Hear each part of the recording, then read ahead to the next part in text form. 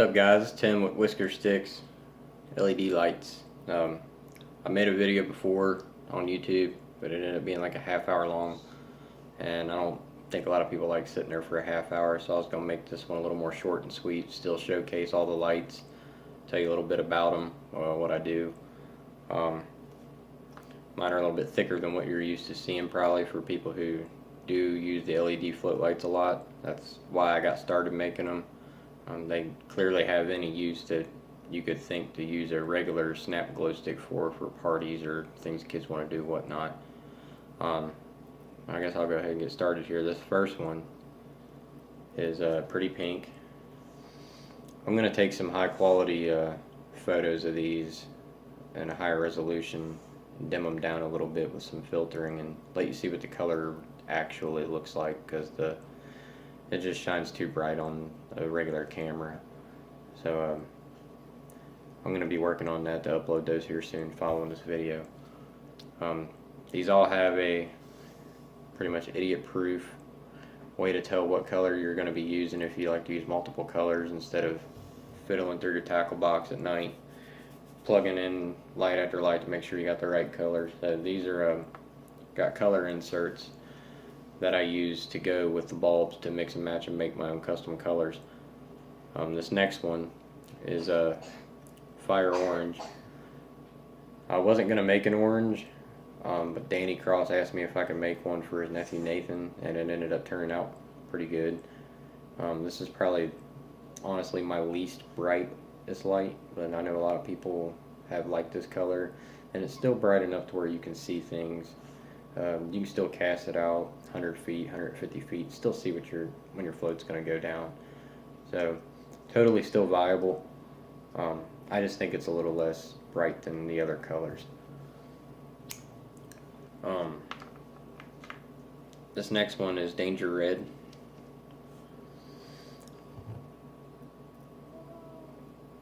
You can see the light ribs in my color sleeves.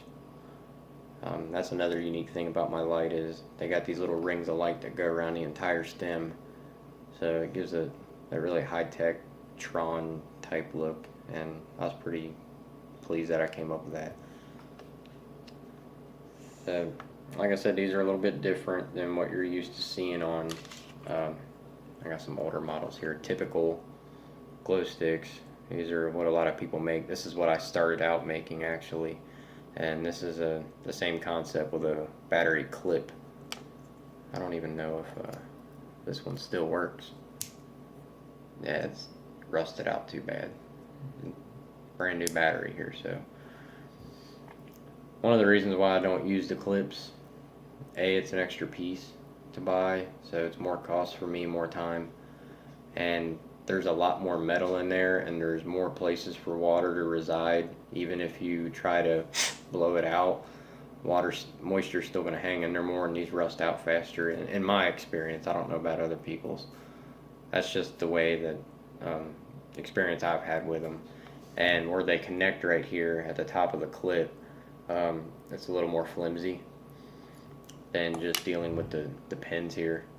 This was like one of the very first lights I ever made. I keep these in my tackle box for personal use, but they still serve their purpose. So that's my Mark 1, and this is another one I've had bought off somebody else in the past. My next color, my favorite color, and a lot of other people's personal favorites, is electric blue. I think this is the very first color I ever released for opinions on my prototypes, and people went nuts over it. And I like the blue. Again, all these solid colors will have the light rings in them, the light ribs. Excuse me. This next one's hyper green. I think the blue and green are probably my two brightest lights I have, just because the way the light's received in your eyes, all that science and the light prism, green and blue happen to be the brightest colors of light.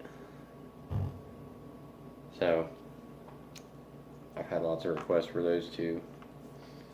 This one I'm proud of. It's a lightning yellow.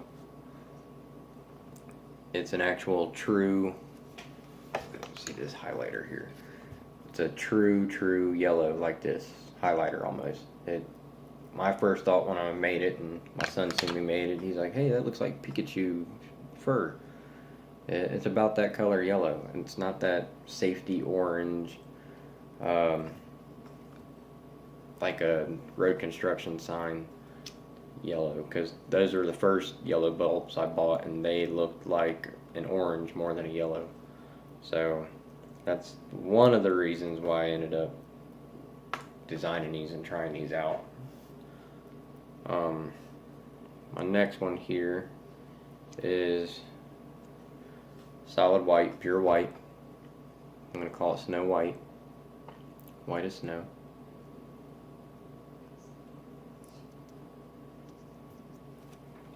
These tubes are 3/8 of an inch thick.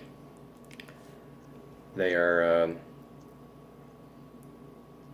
made of high durable material. They're not going to flex very easily here at the base where where the bulb meets the battery. They are, I don't know if it'll show inside there. They're sealed very well.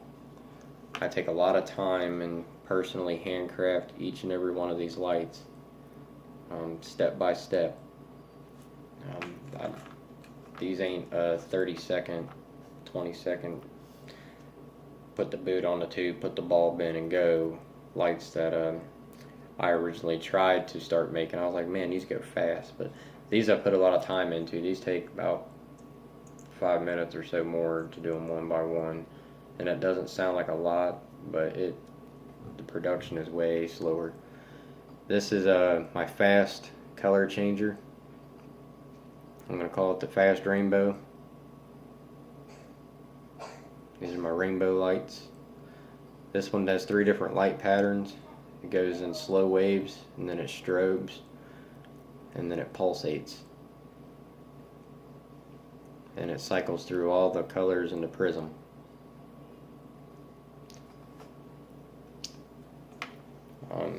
My last solid is a slow changer. This one's a constant speed. It just slowly goes through every different light color.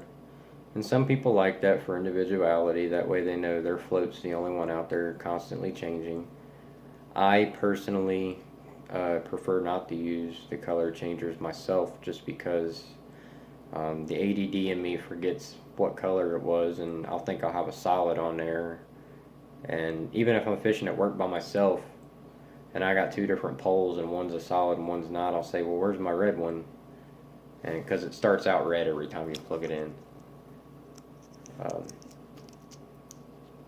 Starts red.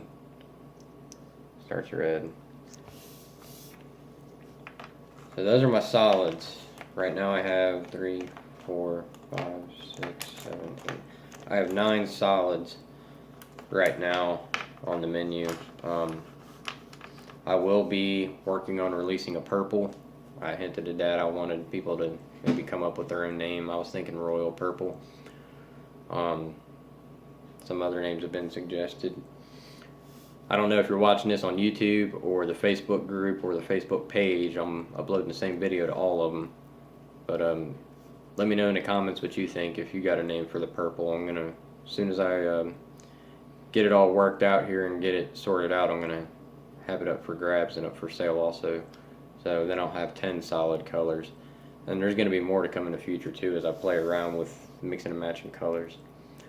This is a sample of a 2-tone. This is a prototype, one of the first ones I made. Reason being, let me light this up. I'll use green, hyper green, just to show how much I've cut them down. I've taken a little over 1/4 of an inch off of it, almost 1/2 inch. These, give or take a hair, measure from the top here at my index finger down to my thumb is 2 and 1/4 inches. Just so you know how long you're playing with it. This one is, the tube itself, the stick is 3/8 of an inch wide. I might make them a little shorter in the future. We'll see how they go. This first batch I'm going to keep them all the same size. I might even make little mini nugget versions. We're just gonna play it by ear.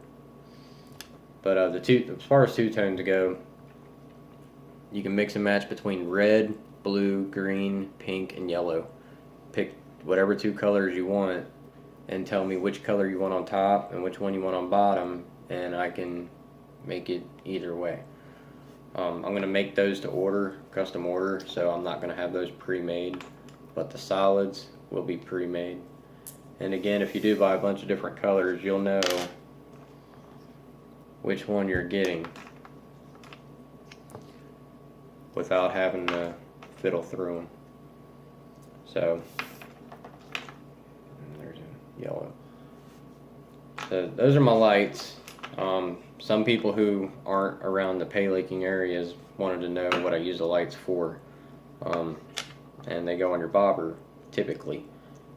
The way you do that is I typically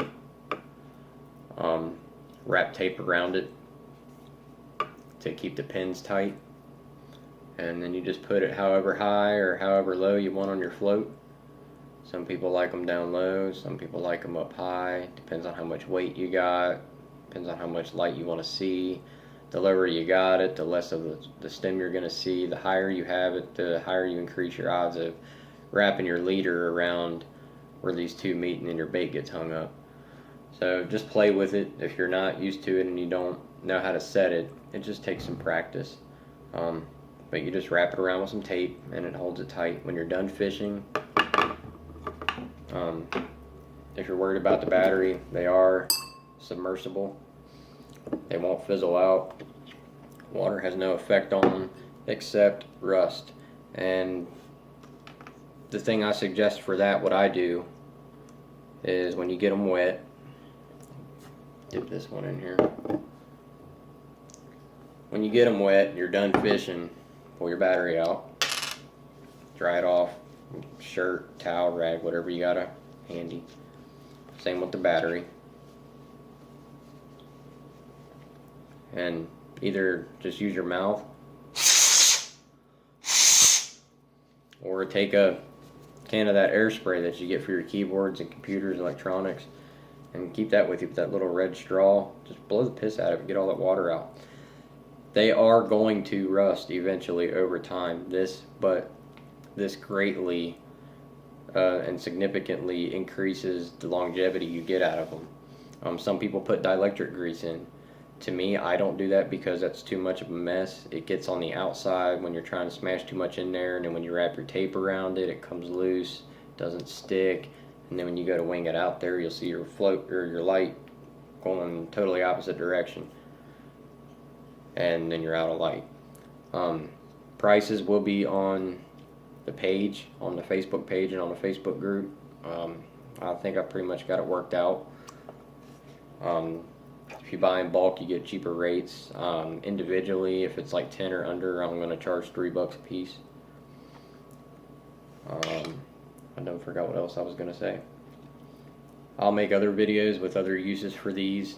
There's all kinds of uses for these. Anything that you can use a regular snap glow stick for, there's tons of uses. I'll make all kinds of videos here and there for people who don't like to fish or aren't able to fish. They can still use these Whisker Stix to, excuse me, to do things with. I've had people buy them just for their kids to, run around the house at night or in the backyard at night and light up the night. I'll make another video here separately for that right after this because I'm running out of time. Leave a comment, leave a like. If you're on YouTube watching this, subscribe. Tell us what you think. Contact information will be on there. Hit me up. Easiest way is Facebook Messenger, and I'll get back to you as soon as I can. I'm Tim with Whisker Stix, and we'll see you guys soon. Hope to do business with you. Thanks.